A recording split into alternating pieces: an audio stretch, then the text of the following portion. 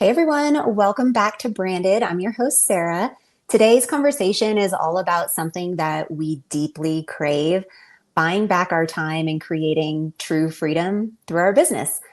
My guest today is Christina Whiteley. Thank you so much for being here, Christina. I'm so happy to be here, Sarah. I'm so excited to have this conversation with you. Yeah, this is going to be a really good one. So you guys are going to want to buckle up, throw in your earbuds, go on a walk, whatever. So let me tell you a little bit about Christina. She was born with the entrepreneurial spirit, right? And some of us don't find that out until much later in life. But, she's built her life and her business around this core belief that success should be aligned with purpose. And I totally agree. As a former salon owner and wedding business operator, Christina loved serving her clients, but felt like she was called to just do something a little bit bigger, make a bigger impact. And that desire led her into the world of online business, where she discovered her gift for strategy, marketing, and leadership. Today, Christina is sought after for all sorts of reasons, but mostly online marketers who want to build profitable businesses without burning out. She teaches customized strategies that help people scale past six figures, strengthen their personal brands, and create systems that give them both income and freedom. Originally, she's from Vancouver Island, Canada, and now she lives in Cabo with her family. They're digital nomads. I mean, isn't that the freaking dream? And through her brand, Life Transformed, she equips entrepreneurs to step into confidence, sharpen their emotional intelligence, and design businesses that fuel their dream lifestyles. She's a speaker, podcaster, coach, and she continues to inspire thousands with her message. You can make more money, live with purpose, and build a business that makes you and your family very proud. Yes, I'm so excited to have this conversation. Thanks for being Oh, here. man, I'm so happy to be here. And it's just so interesting how life works and how, when you surround yourself with like-minded people or people that expect the best from you, that people that basically guarantee your wins, that the right people get brought into your life at the right time. So many people spend time with the wrong people or people they've grown up with for years and they get stuck in this rut of not being happy and that they don't actually have the room and this time and the space to expand their knowledge or their network. And your network, my gosh, is the thing that will expand your mind, right? It's the Yeah. thing that allows you to live differently. Not many people just up and leave a country and do something different, but I had a lot of support.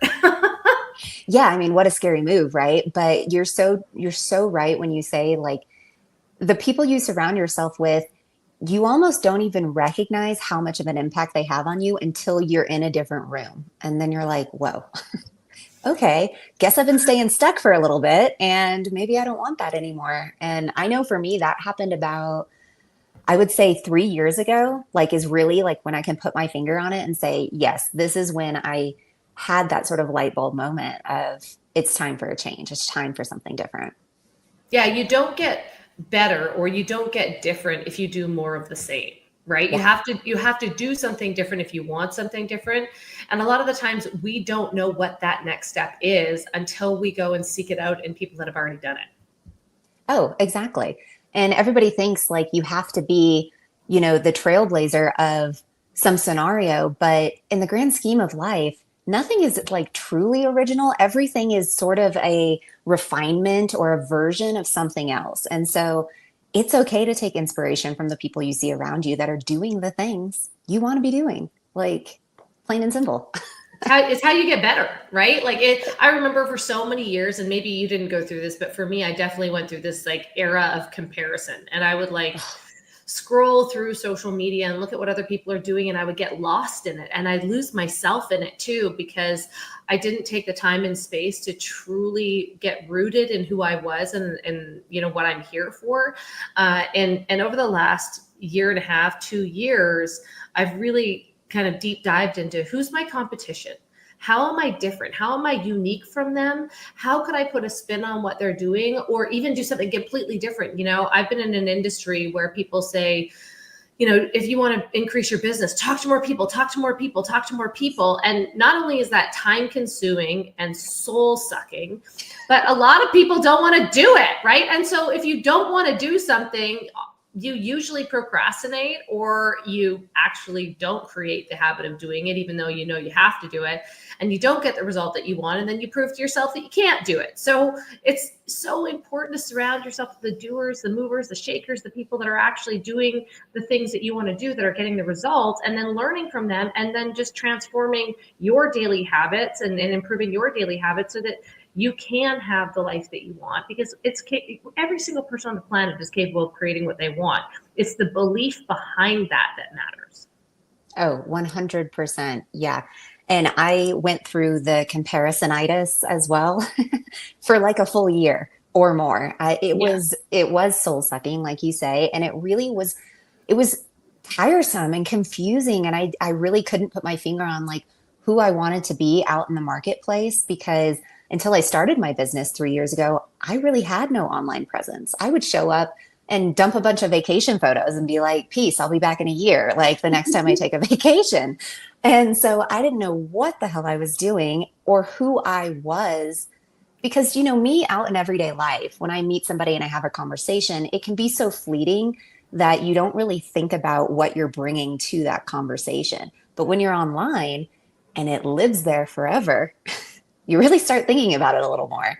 And this actually was something I wanted to talk to you about, because this is where, like, this is something that you're an expert at, and helping people discover and like identify their sort of zone of genius, I think is one of the biggest steps towards reaching that level of like authenticity of who you really are in your business. So I wanted to kind of start our conversation on that foundational level of like the concept of your zone of genius and how powerful it really is when you understand what that is for you. So, how do you help people do that? Like identifying the zone of genius and use it as a literal tool to like buy back their time? Well, I think that the important thing is really sitting down and figuring out who you are, right? What are your values? What's your belief system? Who do you feel strongly called to help? And what tools or what experiences in your life have been placed in front of you so that you can help those people? You say, if you work online, you're like, oh, go find a niche. And people are like, what's my niche?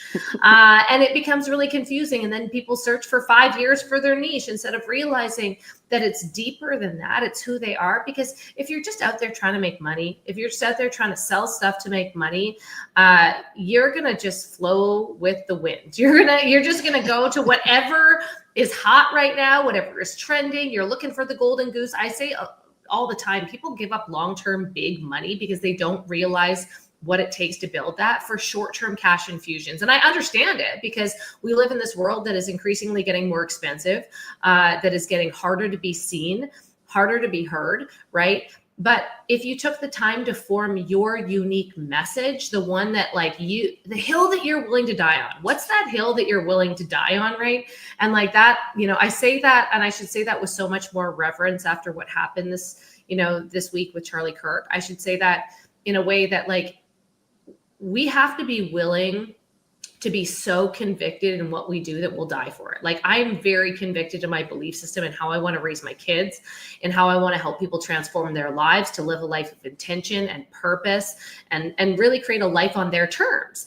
And it really just comes down to doing the deep work, to journaling, to asking yourself some difficult questions, to figuring out the little things that you're good at, the things that you like to do versus the things that you don't like to do. And that's why I like this conversation with you, because a lot of the times people don't realize that it's one thing. You just keep swinging the bat at one thing until you start hitting home runs. But they don't, because they don't enjoy the nitty gritty or the daily mundane tasks that they have to do. And that you can automate, you can scale, you can find people, you can hire people that actually enjoy those things that are probably way better at you than doing them because they enjoy them, right? You can hire them and have them do it for you, and your business explodes. It grows so much faster than you procrastinating every day or you dabbling in what you need to do. If you're sitting in your zone of genius, whether that is educating people, whether that is physically helping them, maybe it's with a product or a service, right? If you're sitting in your zone of genius and you get to do what you love every single day, I could sit and talk to people about building their business every single day. I could ask them questions about themselves and what they want that to look like. And like, okay, what's your exit strategy? Most entrepreneurs don't have an exit strategy. What do you want your life to look like on a daily basis? Like, you might want to open up a retail store, but do you want to work 7 days a week from 9 to 5? No. Okay, well, what do you want to do to be able to put people in place that you trust to run that business? If you want to be the owner versus the operator, and like having bigger conversations, self-discovery conversations about what you truly want life to look like, because there are no rules. You get to decide, right? You get to go out there. And like, for me, I also look at life in chapters, right? So I have a 1.5-year-old son. I have a 9-year-old daughter. Raising my kids, I love business. I could talk about it all day. I could sit down, talk about it at dinner, lunch, breakfast, whatever it is, right? I get so excited building business with other people and giving them ideas and watching them execute and watching their life transform. I love that. But to me, raising children in this crazy world is one of the most important things in the entire world. Not everybody feels that way. I feel very strongly about that. And so I look at like different chapters of my life. So would it be intelligent of me to be able to sit down and like, this year I'm going to work on a 7-figure brand or a multiple 7-figure brand, and I'm going to go out and I'm going to sell and I'm going to travel all over and speak all over and do all these things? Not necessarily, because that's not the chapter of life that I'm in. I get a very small amount of time to raise my kids and to instill values and morals into them, and to spend time with them that they actually appreciate and that shapes them into who they are going to be as adults. And so what kind of life do I want to live right now? And what facilitates that in a way that I get to do what I love every day, but I also get to make time and space for that? Yes. Yes. So eloquently said too. I just love it. You're just like dropping the knowledge. So true, because that's what I think is so powerful about this concept of zone of genius. It doesn't necessarily have to apply to business only, and it isn't just a one and done thing. Because like you said, you're in this phase of life where you have young children, and so you're not going to be trotting all over the globe. That's not your zone of genius right now. You're focusing, you're getting a little like tighter into your lens so you can be home and be present while still focusing on your business and building it and scaling it. And that's what I think is so powerful about that zone of genius concept. And my zone of genius was different 3 years ago than it is now. Like, it took me time to discover and sort of weed through, like, okay, maybe I'm more creative in the evenings. Well, maybe that lasted for a couple months and I realized maybe I'm not actually more creative in the evenings. Maybe I was just forcing myself to be that because that's the only time I had. That's so right. You sort of weave in and out of these like modes of life, and it takes time. Like you said, it's the nitty gritty. You have to be willing to go through. You can't go around. It's just, if you want the result, you got to go through. And that's with anything in life.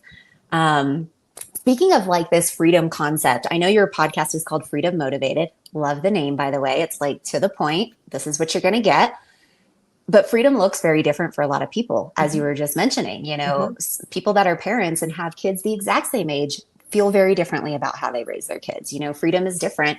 So what does true freedom really look like for you guys now? Because I know you're living in multiple parts of the country. And what's something that you tend to kind of see a pattern with your clients on how you help them achieve that for themselves? That is such a great question. And you know, travel is my love language. So I want, if I travel, I want to be able to bring my kids. That's what I want to be able to do. And so it's really making decisions every day, not based on where you are right now, but based on where you want to go, what you want in the future, right? It's saying no to everything that doesn't align with who you are. Most people make decisions based on fear of the unknown, fear of what they could lose, fear of what might happen, instead of based on what they could gain. And so in that concept, right, we make decisions based on our past experience and maybe some of the things that are not going right in our lives right now, as opposed to constantly seeking a way forward, constantly seeking what we want. And it's down to like really simple things. Like, okay, sometimes we spend time with people out of obligation.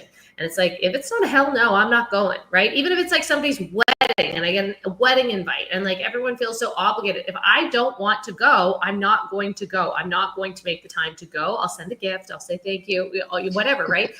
But I think it's so important that we stay rooted in who we are and realize like nobody's coming to save you. Nobody has an invested interest in your dreams more than you do.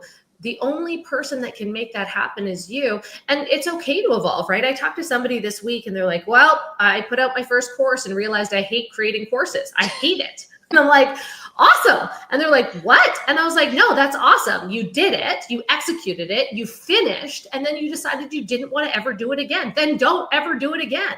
But you learn that in the process. And hey, maybe in 5 years, there'll be something else. And you want to put out a course and maybe you'll be in a different headspace, different chapter, just like you said, like a few years back, it was different for you. It was different for me. I was a hairstylist for 11 years. I owned a salon and award-winning on-site wedding business. And I was successful. I loved what I did, but it didn't give me the quality of life that I wanted. I had to work every single weekend. I had to work evenings. It did not give me the time to be with my kids at night. It did not give me the time to go camping or go to the beach or road trips or the things that I wanted to do as a mom.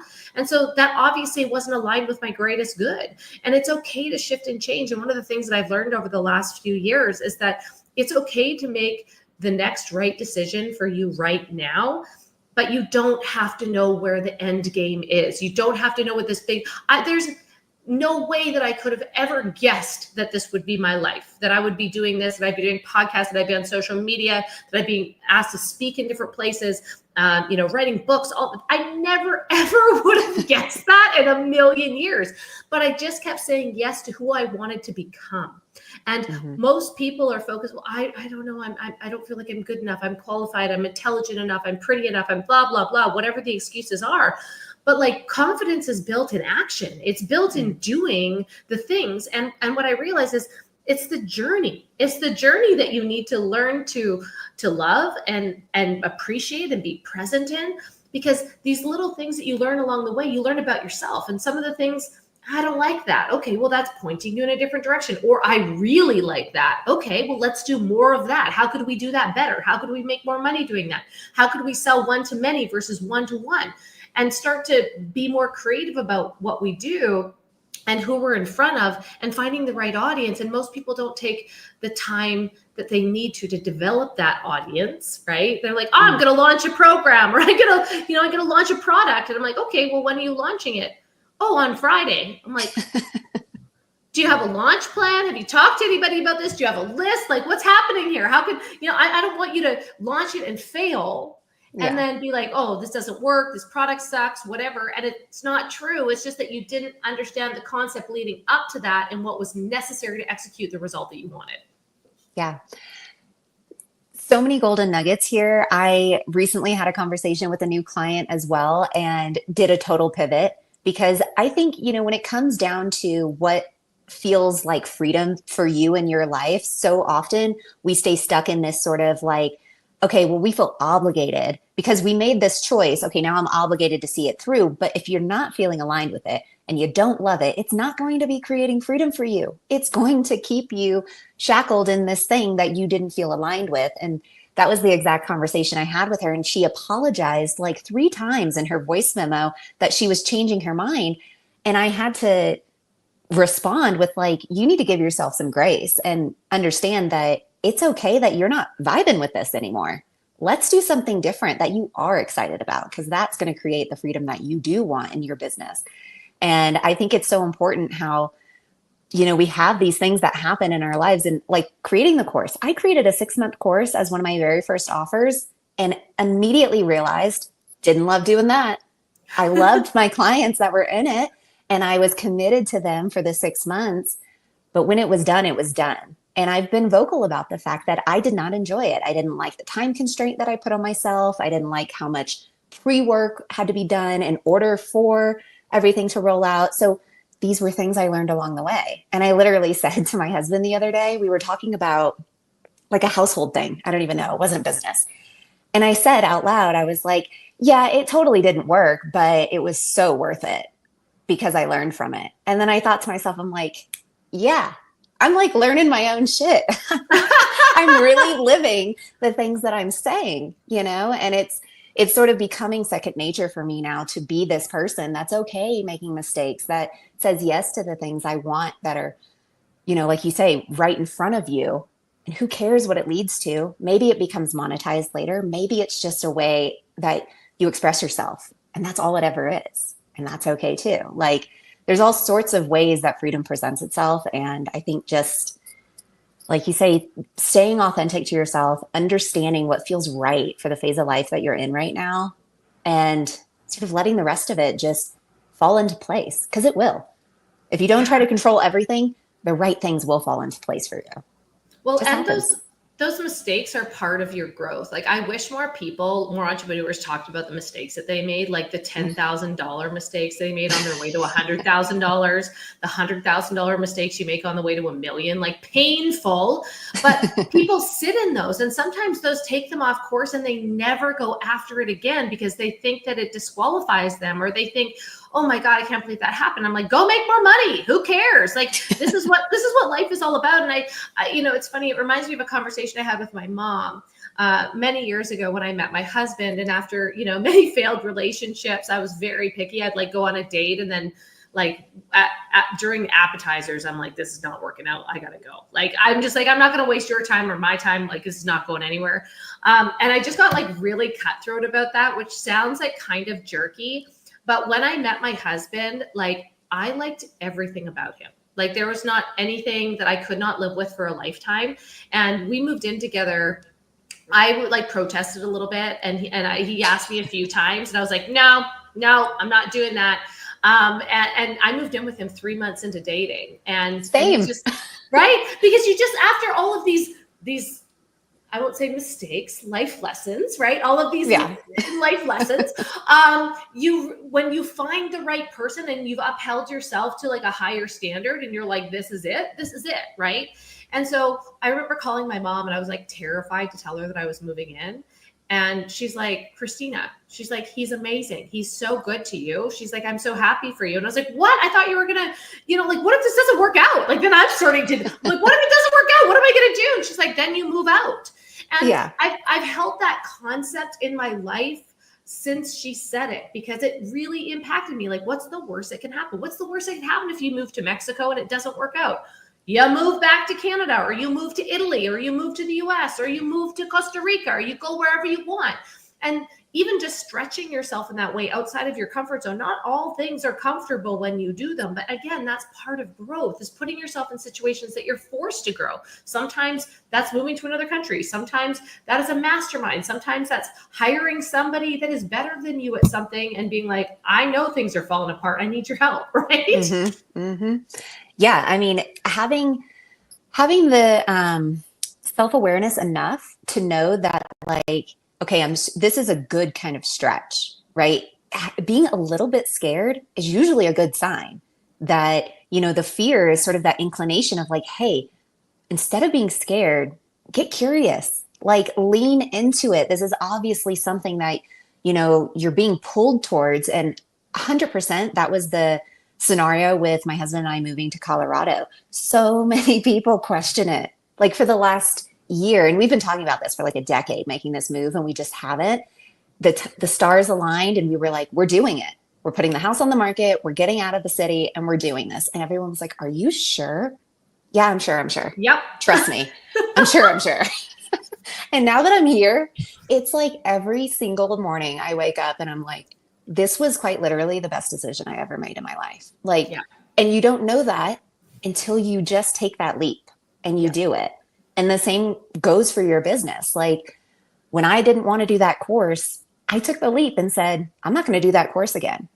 Now I have 0 offers. Let me go figure something out. Like you just do what feels aligned, pull yourself in the direction of like where you feel that sort of magnetism. That's freedom waiting for you, like right there on the other side. And it's just so good. So something I wanted to kind of like briefly weave in here, because I know we're going to be wrapping up soon, but for the people listening to this, and I think you and I have probably found ourselves in this kind of place before where we feel like, oh, we have to be working nonstop. We have to be everywhere online. So at the end of the day, all we feel like we're doing is trading time for money and not really moving the needle in any way. So what's your perspective on like when people find themselves falling into that trap? What's kind of a shift that they can make to help pull themselves out of it and like realign to where they really want to be going? That is simply a lack of clarity. It's a Yeah. lack of clarity, right? When you're constantly doing all of these things that don't feel like they're working, it's lack of clarity in what you actually want. Because would you spend all day working if your goal was time freedom? Absolutely not, right? And so a lot of the time we get stuck in this rut of doing things the same. But like I said in the beginning, if you want things to change, you have to be willing to do something different. So what is actually going to give you that time freedom? What is actually going to, be worthy of your time? A lot of people out there, for many years, I've been in network marketing, right? And as much as I believe in that industry, and the residual income that comes with that industry, I also believe in creating your own thing. I also believe not to have all your eggs in one basket because you don't control the company. I believe that you can do things smarter and faster if you do it on your own and you're willing to be resourceful and resilient and creative and come up with future solutions for problems that you foresee coming down the pipeline, right? Like you've got into a business where you're helping people automate their business, where you're helping them come up with systems so that they're not the one-off sending messages back to people that are, or one-off emailing back, right? And I think we are in this really interesting place of technology and AI right now, where people want to automate because they know that there's time freedom on the other side, but they're also scared they're going to lose themselves in the process. And it's just finding a way to do that that feels authentic to you, but also produces the outcome, right? Because if I trade one job for another job, if I trade a 40-hour-a-week job for another 40-hour-a-week job, I might make more money, but I don't have any more time freedom. And that's the biggest leap of faith that most entrepreneurs struggle with, because unless you have unshakable faith in your abilities, and I'm going to push this even a step farther to unshakable faith in God and what you're here for, unless you have that unshakable faith, what happens is you carry the weight of your business and your life on your shoulders, as opposed to acting in service for others. And when you act in service for others, something very interesting happens. You evolve, your programs evolve, what you sell evolves, and it gets easier. So instead of selling, a $200 product, you're selling a $2,000 product, and you're making an income on that because of the value you're putting into the marketplace. It's energy in, energy out. And the only difference that separates those two things is your knowledge and how you execute the sale. That's it. Yeah. Yeah. I mean, so true. Clarity is everything. Clarity and awareness about what you bring to the table and what you actually want to be doing. I mean, like when it comes down to something like feeling like you have to be on every social media platform, false. You do not need to be on every social media platform, even if somebody tells you that. If you're paying somebody and they're telling you that, it's still untrue. You have to do what feels right to you. And yeah, I mean, it's so true. You have to have that clarity, and sometimes you have to go through the grind and like the messy parts to figure out, okay, yes, I like this one. No, I don't like this one, whatever that is. But giving yourself permission to really like confront it and say, this is what I want for my business to create the freedom that I want. And yeah, I mean, you're so right. It's so many people trade one for one, and it's the same. You fall right back into the same patterns. You're working just as much, and there's no extra money or extra time in the grand scheme of all of it. And yeah, it really takes that leap of faith. That's 100% true. So as we wrap up here, where can people connect with you, learn more about the work that you do, and of course, tune into Freedom Motivated? So you can find me, you can find my podcast on Spotify or Apple. You can also check out what I'm up to at ChristinaWhiteley.com/links, or just ChristinaWhiteley.com. I'm on social media, on Facebook, on Instagram at the Christina Whiteley. I've got some more content on moving to Mexico on TikTok under the same handle. And if you really want to have a bigger conversation about creating your freedom, just reach out and ask, because I remember many years of my life I spent envying others for something that I wanted. And what I realized is that if I was willing to take action and reach out to those people and then take action on what they said, that I had a seat at the table too, they were willing to help me, right? And so often we don't put ourselves in a position to win every day, but nobody's going to do it for you. So you better get up there and do it yourself. Oh yeah. I mean, you don't ask, you don't get. That's just the reality of life, right? Christina, thank you so much for joining me today. I love the way that you frame freedom and how it's not just like, here's my little strategy, go do it now. It's like, no, you really have to do the work and you have to have the conversations with yourself and with somebody that you trust that's going to give you the real talk. And it's not just like a Sunday dream. You know, that your Sunday can be today if you want it to be. You just have to take those actions, figure out what your zone of genius is, start working in it more, set up those systems that are going to help you actually pull away from your business. You know, while you're sleeping, emails are going. Like, that's the dream, right? Things that support us and help us buy back our time. So thank you, everyone that has tuned in and listened. If your business isn't giving you the freedom that you want, hook up with Christina. Go find her online. I'm going to put everything in the show notes here for you, so it's super easy. And I'm really excited to have another conversation. Tune into Freedom Motivated. We'll be over there next. I can't wait. Thank you so much for having me, Sarah. You're welcome. We'll see you guys next week. Thank you so much for listening to Branded, the podcast. Please rate and review. And for more information, visit socialjanemedia.com. I'll see you soon.